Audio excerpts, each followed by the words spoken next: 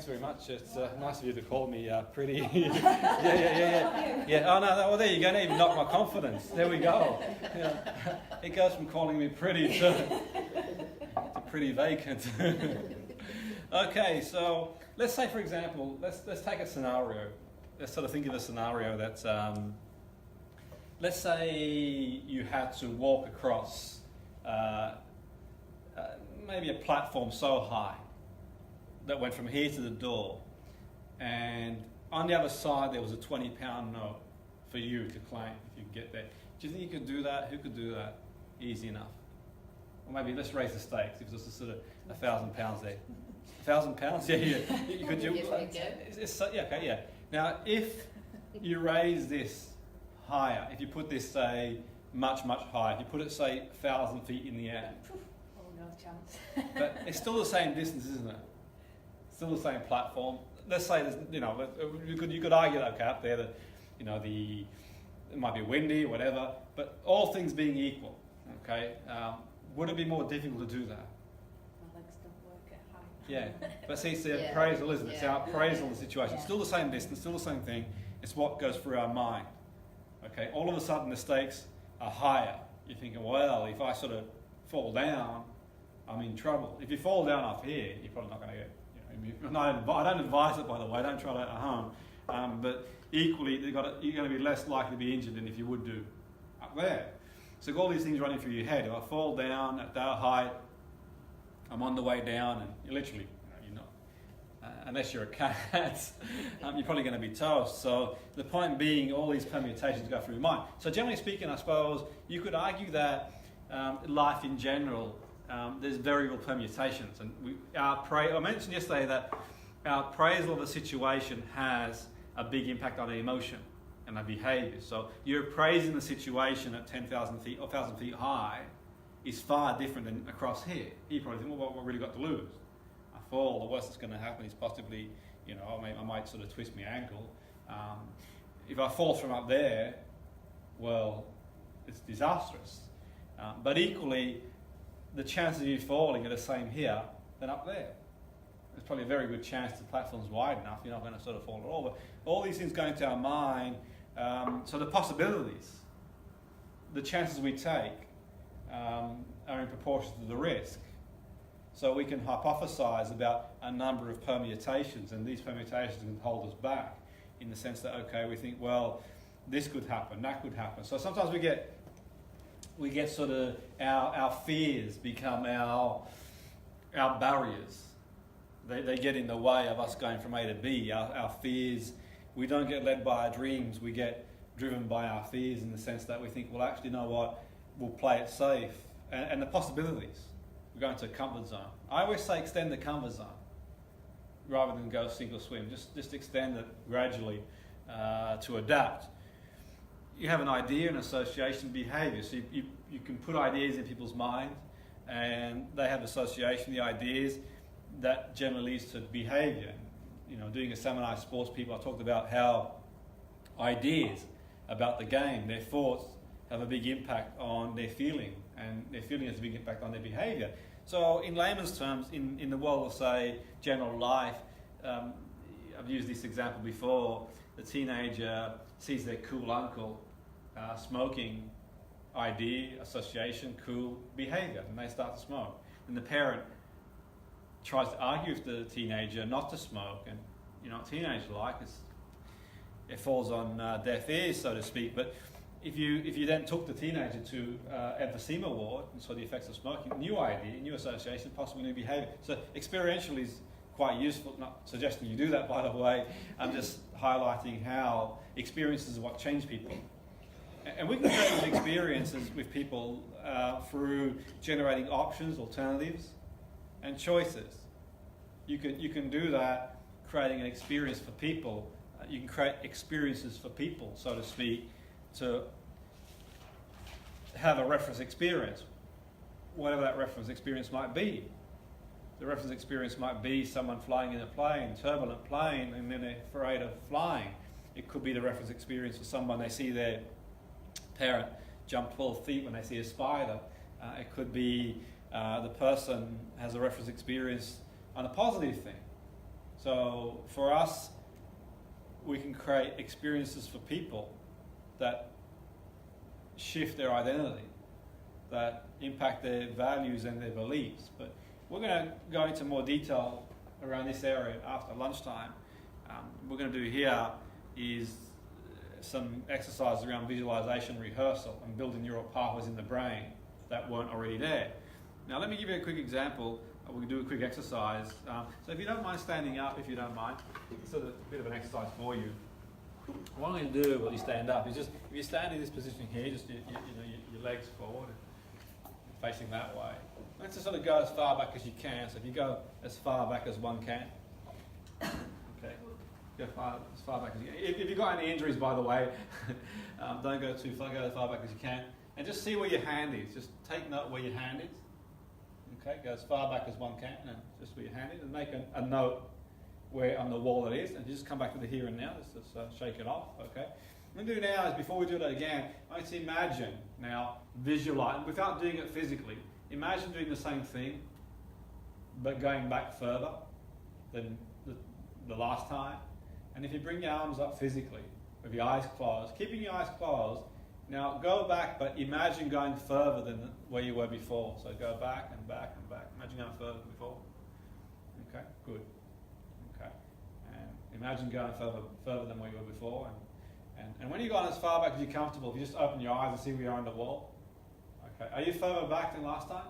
Yeah. Yeah, okay, so you created a pathway in the brain. You've created a pathway that didn't exist before in the brain, so to speak. So you can take a seat if you want to. Okay.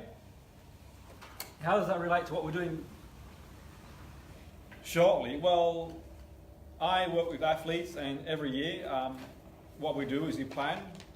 And let's say, for example, I work with a footballer. At the start of the season, before the season, I get the fixture list, and I get them to plan for every permutation visually.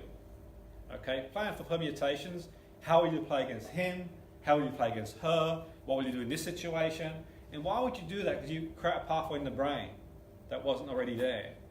Okay, because we know now through science that the mind doesn't really differentiate between a real experience and one that's not really, in terms of firing messages in the brain. So it would make a lot of sense, because the next time you play in that game, you've got familiarity. The pattern is there. The other person might not be the pattern. But equally, if you're going to do, say, a presentation, an interview, rehearsal is really important, because the bottom line is that if you can rehearse an interview, then you are prepared a lot better than the person who hasn't prepared the interview. So at 100 people who go for an interview, the one who's prepared more has the best chance of getting the job on the thing. So you could prepare questions they're going to ask, role play. What you could do too is you can go in presenting, even with the people I train to be public speakers, I get them to go to the venue a day before, a week before. So it's familiar. The brain likes familiarity, scientific facts. Okay, it likes familiarity. So I get them to go to the venue, and by going to the venue, then visualising, rehearsing it. And if they've got an interview, obviously they can't go into the building, maybe even drive to the building. I suppose it's a bit like saying, okay, the first time you drive somewhere. Now back in the day, for those who remember, years ago, many years ago, they didn't have these things called sat-navs. You had to do what I used to do, roll the window down and say, hey, you know, the way type thing. And people will have to tell you where to go. Generally, people were nice generally. What they would do is they'd tell you where to go in the night, where to go in the sense that if you drive this way, you go past this pub, you go past that pub type thing. But the point being is that they have a map in their mind. So, you know, even with the sat-nav, you've not been somewhere before, you're not familiar with it. It can be daunting. You're like, okay, where am I? But then you drive becomes an unconscious competence. Okay, you sort of, who's ever driven to work and just you don't even recall getting there? You kind of get in the car, you're on the way. It's really unconscious. Okay, and who's ever sort of driven somewhere? You had to drive somewhere new to a new job, but you accidentally started driving the other way for whatever reason because you're running that pattern in the brain. So the point being is that rehearsal is useful. If you've got kids, they've got driving tests coming up, exams coming up, it's great, mental rehearsal. Obviously it's not going to help them with the exam, the content, it'll help them with their state. It'll help them with their process, because you can focus on the outcome you can focus on the process. Now, the outcome being the goal. The goal is to walk across the other side of the room and pick up that 1,000 pounds.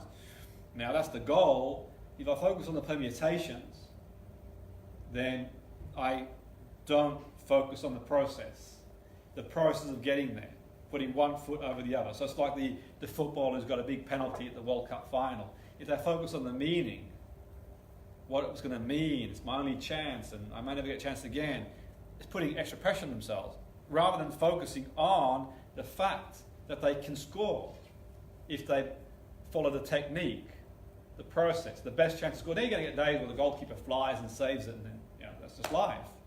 All of us go through that. They're beyond our control. You just hold your hands up. And that sort of goes for things in general. So when we visualize, one of the key elements is the process. You got the outcome in mind, and then you go to the process, the steps in getting there. That's what we're going to sort of focus on in our script. Now, okay, let's sort of see and think of this. Now, I want you to do a gentle exercise. If you care to close your eyes, I want you to think about, and you can sort of visually see that lemon there. I want you to imagine biting into a lemon. Okay? What's it feel like to imagine seeing it, hearing it, feeling it, just that sort of taste, that lemony taste? And okay, imagine biting into a lemon in your own time and your own pace. Come back to the here and now. Okay, so who actually felt? I saw some of you grimacing there. Okay, and it's imagine. Okay, that's how powerful the imagination is. The imagination, and to be fair, a lot of the problems that we have don't exist.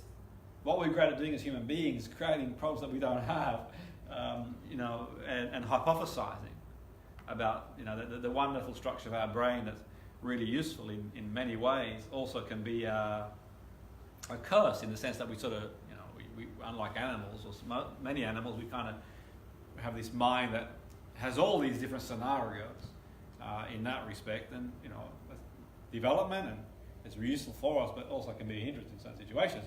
But the point being, who's ever watched a scary film and it's not real? But yeah, exactly. And you watch a film like The Exorcist and think, well, I'm not putting the bins out now, but it's not real. And you kind of check, and check to see everything's okay. Or you watch one of those sort of scary films and you sort of get into the car and just check there's nothing in the back. As you do. Let me just double check. I know it's not real, but you just never know, type thing. But the point being, let's sort of explore the brain a little bit. You've got a part of the brain called the anterior cingulate cortex, the ACC. Many scientists believe it contributes to behavioural adaptation, the detection of conflict and responding to and managing emotional reactions. So what does that mean? What it means is the way we adjust our behaviour. Okay, the way we adjust our behaviour accordingly.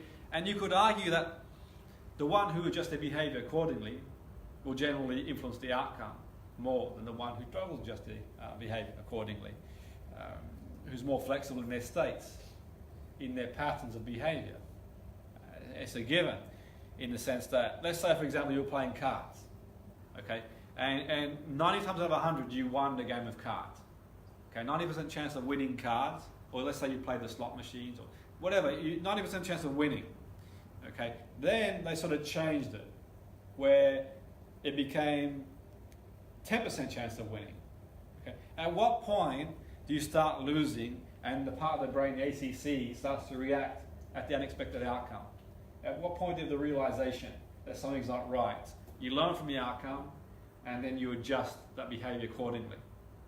Okay, and it's the ones who manage to do that, generally speaking, in the world that we live in, become more successful in business and sport, adjusting your outcome. So in sport, for example, it might be really hot and it starts to rain, it becomes windy, the referee decision's not great. In a game of sport, you're getting all these referee decisions going against you. In business as well, things that normally go a certain way change. And we sort of think about it this way. Have you ever sort of changed decorations in your house and you sort of forgot where things were? Or maybe the light switches, you move to a new house or a new office and the light switch is somewhere different and you go to reach out where it was before.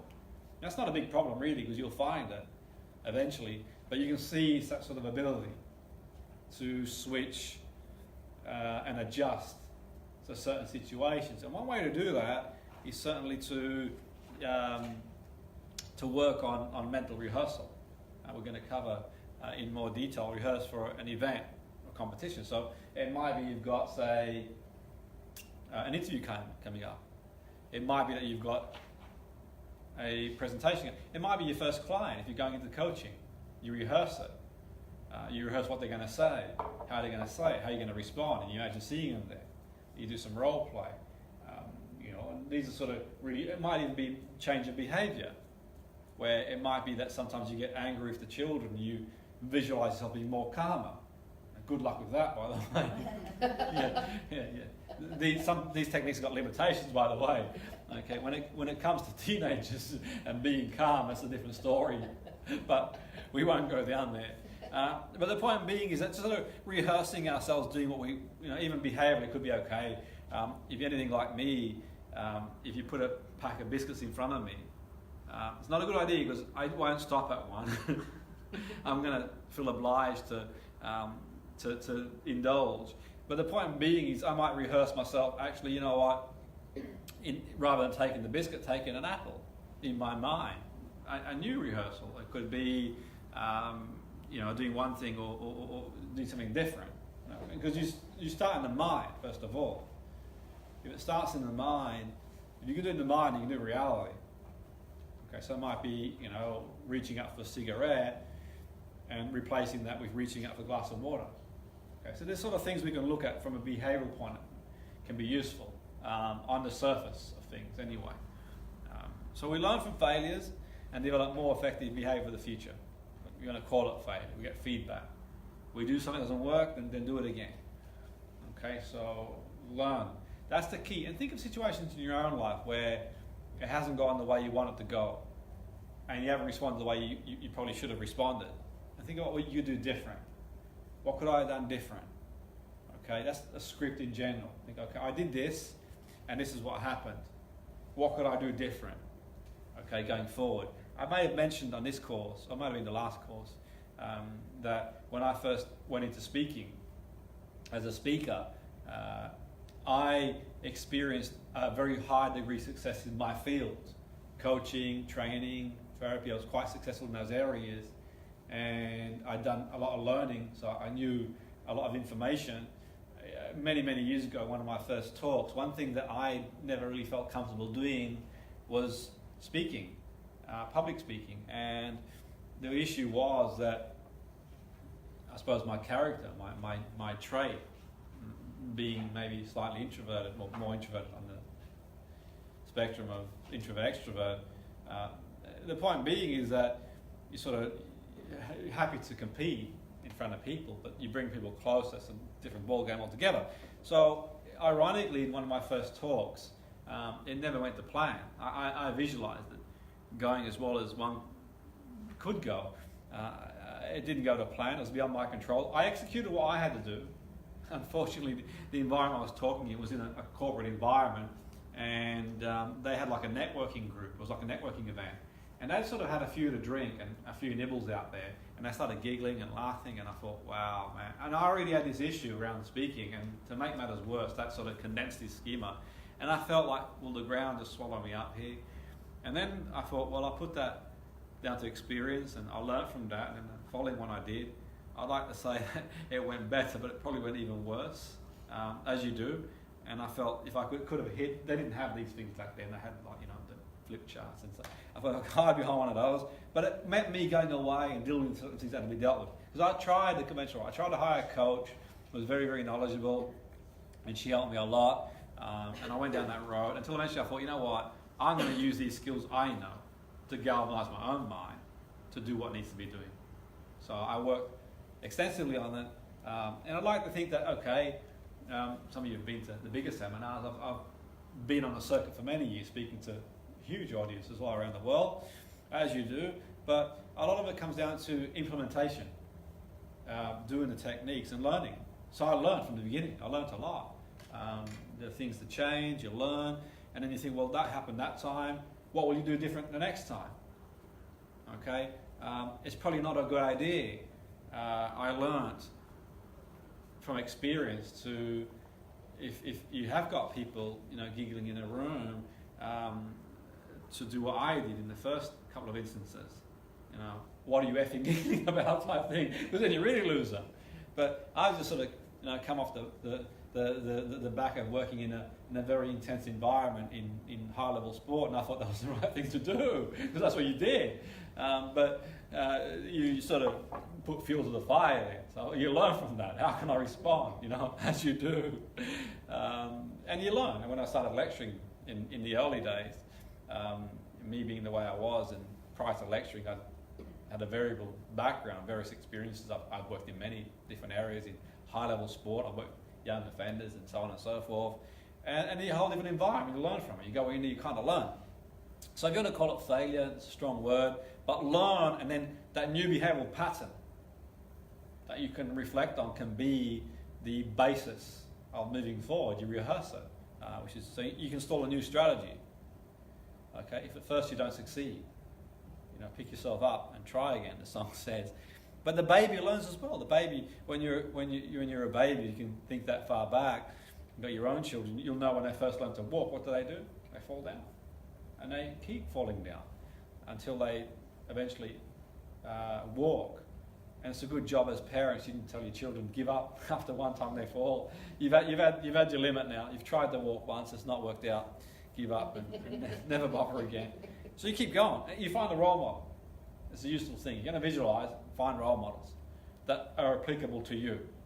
You know, find role models, coaches of this world that you can relate to, or you feel are useful to you, therapists, sports people, managers. I think role models are really, really good. Having a role model is quite useful. I've been very fortunate in my career to have had some very, very great role models, some of the leading people in the field of therapy and coaching, and they've been really, really a big help to be, if you want to call it, mentored by, you know, some of the greats really. So these days it's a bit different. When I first started out, you can look people up online and YouTube, and when I was sort of starting my journey, you had to go see them, and that's not a problem. But you've got to travel all past the globe to do that. It's not always easy to do that, but you know. You do what you got to do. So as a teenager growing up, I'd sort of work and save money and travel and see people, and as you do, and you find role models that work for you, which is key. Use resources from the past. Past resources are useful too. So break the behaviour down to a manageable level. So perhaps what you do is visualize the first question at the interview. Visualize the opening of the presentation. Visualize the component of the technique in sport. You know, break the behaviour down to a manageable level, which is key. Use a timeline as well. Use a timeline to visualize and think, okay, you can future timeline. You can think, well, in the future, I can have this timeline where, you know, future projection. You can do the timeline. The power of the mind. The mind is a really, really powerful thing. There's a basketball study one time they did in Chicago basketball, I think it was Chicago University, and took 3 groups of basketball players. The 3 groups, one group practiced physically, one group practiced visually, and one didn't practice at all. In 6 weeks, the group that practiced visually improved the most, and the group that practiced physically was second, and the group that didn't practice didn't improve a great deal. So the point being is that the group, it's the powerful mind. There's loads of research studies now at universities to show the pathways in the brain, the brain firing a signal to say for example, if I visualize myself moving my hand, the brain's firing a signal to the hand visually, either or. So, you know, we know people in history have visualized a lot, and you can visualize for interviews, presentations, preparation for sport, behaviour, exams, many, many things you visualise for. In neuroscience, neuroplasticity, you strengthen pathways in the brain. Okay, we used to think back in the day that the brain was set after a certain age. Now we know through research, neuroplasticity, that you can build new pathways in the brain. Okay, one way to build new pathways in the brain is for rehearsal. Okay. Our repeated experiences shape our brain. You can actually sculpt and shape your synaptic connections by repeated practice. So there's been research around the brains of meditators, and the brains of meditators, they've got the areas of attention, they're stronger, compassion, cortical thickening grows stronger. The more you drive up and down the road, the more it becomes familiar, the more the pathway becomes stronger. Like, that's the given. The more you do something, the more hardwired you are to do it. Okay? It's a bit like when you first learn to tie your shoelace. If you can think that far back. Ride a bike, drive, dance. So you've got these synapses firing or fusing together, forming new pathways. So if you go back to the first time you tried to tie your shoelace, it would have been a difficult task. You go back to riding a bike, you may have fell down. You go back to driving, and when you first learn to drive, it's like you've got to consciously focus on driving. It's a conscious incompetence, first gear, second gear stall. It becomes an unconscious competence, and then it becomes a unconscious, till eventually becomes an unconscious competence. You do it without thinking about it. But you go from the conscious realm, the conscious incompetence, the conscious competence. I can do it if I think first gear, second gear, if I think hard enough. But that's too much energy thinking that way. So from conscious incompetence, you go to conscious competence, but you're really thinking hard. First gear, second gear, for whatever. And you go to unconscious incompetence, you drive just when you think you're sort of doing well, you say, I'm going to bite an apple while you're driving, and then you just stall the car or whatever, and you think, well, actually, I'm not there. And then you just drive without thinking about it. I know what I call unconscious competence. And the reality is you're sort of building these pathways in the brain. Okay, generating new brain cells throughout our life. They will generate that. Cultivating our mind. I mentioned that yesterday. The brain has 84, 86 billion neurons. What's a couple of billion neurons between friends? So brain cells which contain information. Neurons communicate with one another via small electrical currents, nerve impulses, and chemical signals, neurotransmitters. Neurons are connected. You can see in neural networks to convey specific tasks. Each thought, action, or feeling is created by the activation of a certain neural network. These little networks. What's quite interesting sometimes, since you do the research, you'll see some people who've got damage in one part of the brain can carry on that functionality because it shifts to another part of the brain. That's quite fascinating. Really, really fascinating stuff. Really interesting stuff, I think, for me, and offers us hope around brain injury and trauma and stuff like that. Really fascinating stuff. Our brain changes every day. So your brain's changing all the time. New neurogenesis. Death of unused neurons as well. A new connection between neurons. So you can change the power of old connections. You can sort of rewire the brain in one sense. The basal ganglia is formation of habits, rituals, routines, automatic process. It requires small amounts of energy. So the point being, you can drive now without a lot of energy consumed, but in the beginning would have been exhausting to do it because you had to really think about it. So the neocortex is a part of the brain that you would have been driving with in the beginning. You had to think. Okay? Is this new out or is this old? When was this? Because my kids are traumatized. All the way along, it's been said that will always be there, and you can't change their brain. Yeah, I mean,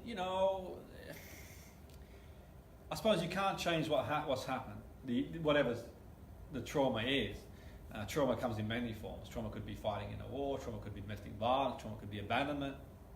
So the one thing I know from my own learnings in my own journey, that now the realization in that the brain, we've got neuroplasticity, the brain can rewire itself. So in regards to the trauma, obviously it depends, each individual is affected in different ways. So the parts of the brain, when we think trauma, we can think the limbic system, we can think our memory, our hippocampus, we can think our amygdala. So if we're going to go down the road of trauma, we can think, okay, the brain is averting a dangerous situation, because our primary instinct is survival, fight, flight, freeze, to keep the species alive. So we're going to do the best we can to avert danger. Now, I may have mentioned yesterday the brain evolution.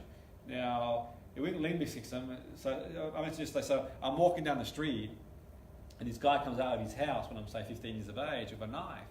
And the issue is that even after the events happened, it diffused itself. He went back in, there was no danger. But even after it happened, the following day, a few days after I walked down the street again, home from school, I still had this feeling, this presence, he was there. I could still see him, I could still go through permutations, I could still think, okay, what should I have done? So the idea is that the amygdala, there's not one structure, but we've seen a lot about the amygdala in the press recently. It's not just fear aversion, it's got other functions too. But one of the functions it serves is fear. So it's like the alarm bell. It's like aversion. So that's the amygdala in action. It's telling me that you're in danger. So the amygdala, the way the mind's processing it is there's a dangerous situation there. So I got over it. Okay, I'm okay now. I'm okay in that respect. But you can see if that becomes pathological, it becomes traumatic, post-traumatic stress, in the sense that if that is constant and chronic, that's post-traumatic stress. And that could be, okay, I hear a sound and it sparks it off. I see something, it sparks it off. So I was working in a care home one time and I was doing education as well as doing some training for the staff as well in its component of CBT. But at this point I was doing the education and I think it was an Ofsted inspector now, it was so long ago, it might have been a member of staff, but anyway, he come in and he did that. I was teaching one of the young people and he did that, and the young person, him having done that, had got up and went for him, wanted to hit him, strike him, okay? Now, the point being is that you dig a bit deeper, apparently her abuser would do that whenever she was being abused. So implicitly the brain's reaction was so fast, unconscious. So when we sort of think post-trauma, we think that there is that to take in consideration. Each case is individual. But what we know now through research is that the brain can change. How much it changes, and you wouldn't treat these situations lightly. So one of the methods is like memory rescripting. So you go back in time and you've only got so many neurons, and the key thing being the neurons are dying and they're being reborn and neurogenesis. So why couldn't we reevaluate a memory and maybe water it down to the point that the emotion linked to the behavior becomes watered down, and we can change the behavior and change our response. So we can potentially, in certain situations, in the right circumstances, rescript memories. Because if you go away on holiday, a day after, your memories, sensory perception is a lot more vivid than what it is a year later. So, but the emotional coding of the event could be the same and very intense. But we know your appraisal has a lot to do with the emotional coding of the situation. So there are ways to go around it. And in reappraising situations, the hypothesis is in certain circumstances you can start to rewire brain. So there is obviously studies and research in the 60s. They found that plasticity, neurogenesis, which is different, in the 80s, and the research now points towards possibilities rather than just pathology. But there is the old school way of thinking that the child is father of the man, and that's the end of that. But now we know through research. How new is the research? Well, I'm always reading research all the time, because it's part of what I do. I'm always learning and studying, and I've got the opportunity, and I'm quite fortunate to study and continue to study with one of the most prestigious universities in the world, and you're sort of reading stuff all the time. So things are coming out all the time. But what we didn't have what we have now, we didn't have back then, is MRI scans, fMRI, EEGs, so all the things we've got these days. We're learning so much more about the brain. But I can tell you one thing that's quite fascinating. And I did a talk for neurophysiotherapists a couple of times now, and what I find really fascinating now is that the old consensus was there's one part of the brain that controls one thing. Now we're starting to realise it's more interlinked. And what's really fascinating is that the people that defy what they probably should be doing. And that gives us hope, in the sense, not false hope, in the sense that, okay, certain processes can help people, certainly parts of the brain, take over from other parts of the brain. That's not to say someone has, if someone has a stroke, for example, you can say to them, yeah, you just do a bit of visualising, you're okay. But the point being is that, okay, visualising can help. How much it's going to help someone is beyond anyone's guess. You know, so no one really knows. But equally in saying that, there's enough evidence in the literature to suggest that some people defy all the odds that suggest should happen. But, you know, it is important. I think for me, it does make us think outside the box and think, okay, will that person always suffer from that trauma? Well, you know, let's sort of think maladaptive, adaptive. What can we change behaviourally that they're doing now and do different? And let's sort of not be bound by the limitations of what's not possible and think, okay, what is possible, without sort of giving people any false hope. So I think for me, I've seen many stories and I've come across many situations, read a lot of research in the literature, things that sort of amaze you, you know. So we want to think possibility as well as pathology. Neurons communicate with each other through chemicals and neurotransmitters. The glands release active chemicals called hormones, and they create emotions, mood. So we can, in effect, one thing can affect the other. So we'll do a quick technique shortly going forward. You know, obviously, you know, there's got to be a sense of reason in all of this. I think that, you know, with all this sort of stuff, it's not one thing replacing the other. I think for me, now we can do psychosocial strategies that can run adjacent to people getting help medically. I'm not a medical person. I don't profess to be. But the point being is that we can all work together. You know, the medical people tend to deal with biology, but we can all complement each other to give the person the best chance to have the most adaptive life, so to speak. So, you know, the person might be taking medication for whatever it is that they're taking medication for, but under the right circumstance, you might also suggest, well, how about doing some of this? How about doing that? And that can help too, which is quite useful in that respect. It's not one thing replacing the other. It's about identifying the person where they are and what they can do. And many conditions are, I think one thing to really bear in mind too when you think about different things, different sort of diagnosis, certainly in mental health, is that they're generally diagnosed on the basis of a spectrum, of a diagnostic criteria, be it the DSM or be it the ICO-11 or be it an assessment. Now the assessment can give you so much information, but what it doesn't give you, the assessment, is the variable spectrum in conditions. So, you know, 10 people might be diagnosed with schizophrenia, but they all have a variable degree of functionality. 10 people might be diagnosed with autism, but they all have a degree of variable functionality. You know, 10 people could be diagnosed with depression, but they all have a different experience. So what I'm getting at, as far as I'm aware, in case someone can correct me and they might know otherwise, there are no biomarkers at the moment. In the future, we start getting biomarkers, clearer biological indicators, like say someone goes in for a test for cancer, they're going for a test for diabetes, they're going to test for a medical condition, there are biomarkers they use to make that diagnosis. At the moment in mental health, that's not being used. What's being used is criteria. So everyone's experience is different. So it would make a lot of sense to me for people to certainly work together and work out what the person's experience is. And then utilize that as a way to enrich their life where possible. Because obviously at the moment, you know, there's no way of someone going in for a scan and saying, well, you've got this. You don't go in for a scan and they tell you, MRI scan, you've got, you know, depression. You don't go for a scan, they tell you you've got autism. It's a behavioural diagnostic. And until we get to that level, there's still a lot of things that are up in the air in that respect. So, you know, prognosis is very challenging. How do you know how anything's going to go? Because the human beings were open system. We're always changing anyway.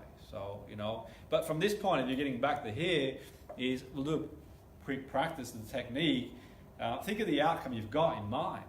Think of whatever the outcome it is. So you might have an outcome coming up, a client. Think of your first client. Think of your presentation. Think of your first radio show. You're going to be on radio. Just write the outcome down, what you want to happen. Then become a director of your own film. You know, write it down and like a process. Well, this is what I'll do. These are my surroundings. So the walls are this colour. The headphones, the client, the chair. Just write everything down that's going to involve the process, the structure, the sequence as well But what I would do to help with that is write down the not just the process, but in writing the process also as clear as you can. If you've been in that room before, you're going to do a coaching session, then get a feel for it. The colours of the walls, use the brain familiarity. If you've been in that radio station before, get a feel for it. Really, really useful stuff to do that. Really good for the brain to do that. And then in your script, you can use that. Okay, if you're going for an interview, think about the questions they might ask you. Now, they might not ask you those questions, but if they do, you're well prepared for that and how you'll answer it. Okay, so really think process, and then the process could involve a technique. A golf person, this is how you play golf. A football person, this is how you kick a ball for the free kick. Your arms outside the balance, your foot alongside the ball. So you visualise the technique. There's a lad actually I worked with years ago. He played for Macclesfield, and he had a condition called Osgood's ladders, and that affects the knees and affected his training. And apparently he was told he couldn't train because it was aggravated. And his dad brought him to me to do some work, and we worked a lot on rehearsal, his technique. We'd rehearse his head the ball, kick the ball, rehearsing all the technical aspects of it. I spoke to his physio. I said, is there any training you could do to keep him ticking over? And he said, it'll see what he can do. But obviously it's very limited what he could do training-wise because he needs a rest. And we worked heavily, just visualise his technique. He missed out so much football. At the end, when I was giving out contracts, because he was a scholar, 16, 18, it was ironic, really. The condition, I believe, had subsided to a point, and he got playing again. And technically, he was as good as he ever was before. I'm not putting down his, he got the contract, by the way. I'm not putting it down to me. I'm not saying it was because he saw me, blah, blah, blah. But the point being is that I really worked hard with him on the technical side. James, a really nice lad. And I'm saying that, okay, it shows how powerful this stuff can be, because obviously in the mind's where you do it first anyway. Now, physically you're not going to improve in the mind to the point that you're not going to make, it's very unlikely to make physiological change in terms of, say, muscle development, that sort of stuff. But what you will do, obviously, is recreate pathways. That's the sort of key behaviour pathways as well. A bit like I mentioned here, we go back here, a cornfield. So, okay, you see the tractor drive for the cornfield. Think of that analogy for the brain, a pathway. So you see like one of the cornfields, a bit like Devon, nice little cornfield, taking you back home, country roads, taking you home. But the point being is that, the sort of cornfield goes through and it sort of forms through the brain. There's a nice general process you can use to do some steps. There's various ways you can do this. I tend to sort of script things out, but let's have a really basic process, and we can, after lunchtime, come back, and some of you probably starting to visualise what you're going to eat for lunch now. So we can start with a gentle process, and step one, you start with a basic picture of what you want to happen, the behaviour, the skill, the process. That's the first step, okay, what you want to happen. So it could be, okay, I want to deliver a successful presentation, and in doing that, this gesture, this posture, I want to say content-wise, radio show, seeing yourself do the show, the client, the first client you're going to have, so seeing the way you're going to behave confidently, focused, the process, so the client walks in, okay, you give a detailed script. The detailed script might be you rehearse the kicking the ball, then you go to that next phase, and the next phase might be in training in a final. Okay, so rehearsal. Then you add detail to the script, and then you watch yourself like on a TV screen. Imagine stepping in the screen, and then 3 or 4 scenarios. So let's give it a quick go before we sort of go for lunch, and perhaps you want to visualize what you're going to buy. This will help me for lunchtime, because I'm one of the sort of people that I take about 40 minutes to decide what I want to eat and 1 minute to eat it. So I'm going to visualize myself going to the store and just making a choice that I can enjoy lunch more than all of it. So, maybe visualize something that's sort of applicable to you. Okay? And what we can do is just, close your eyes, you can do. As you close your eyes,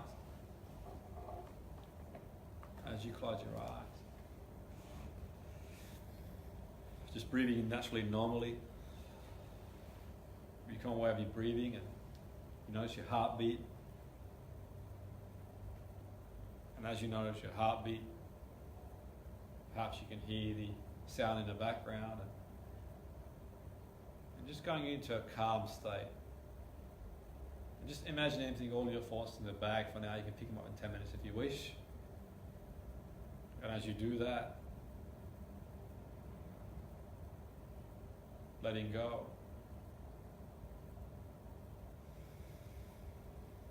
And perhaps you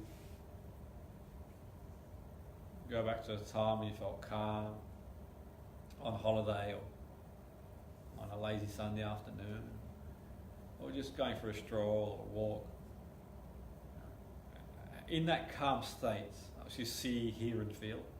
As you become aware and notice what you feel in that calm state, start to reflect on the outcome. The outcome could be a successful coaching session, a successful radio session, successful presentation. Just reflect on the outcome. Then put the outcome to one side and start focusing on the process of getting there. The script, step by step, sequentially. Okay? And as you begin to focus on that, see it like a screen on TV. You can see yourself, the client coming in, sitting down, or you on radio, or you doing whatever you've got in mind you're going to do. And you see yourself doing it like on a screen, like you're watching yourself on TV. Okay? You're watching yourself on TV. Notice the colours, the sounds, the feelings you get from watching yourself on TV, where the feelings are. And I'll pause for a moment and let you watch yourself on TV. It could be behavioural change, where perhaps you might have been angry in a certain situation, now you're more calm. Or perhaps you may have reached out for that sort of chocolate bar and decided I'll reach for an apple. So you can do it in your mind, in reality, but you see yourself doing it on the screen. I'll pause for a moment and just let you watch it and fine tune it. As you fine tune it, and you've got it like you want it, imagine stepping in the screen, doing the here and now. So living the experience like now. Living the experience in the here and now. And breathe, just breathe a bit deeper. Through your tummy. And just feel the experience and notice the sounds, the feelings. And perhaps if you're in an interview, questions are being asked and you're answering calm, focused, or your client, you're doing a technique, your clients.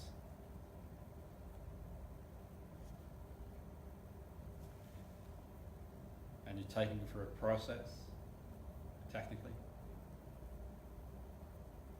Or perhaps you're on radio and you just get a feel for it. You might take a caller or put a tune on and just, you're there. And think of 3 scenarios. So it could be 3 different scenarios where you'll do this process.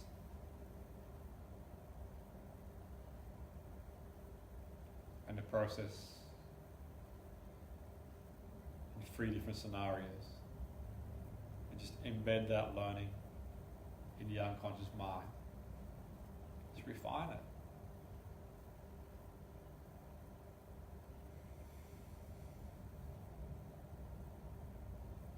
I'll pause for a moment and give you time to process that. So 3 scenarios where you'll implement the process.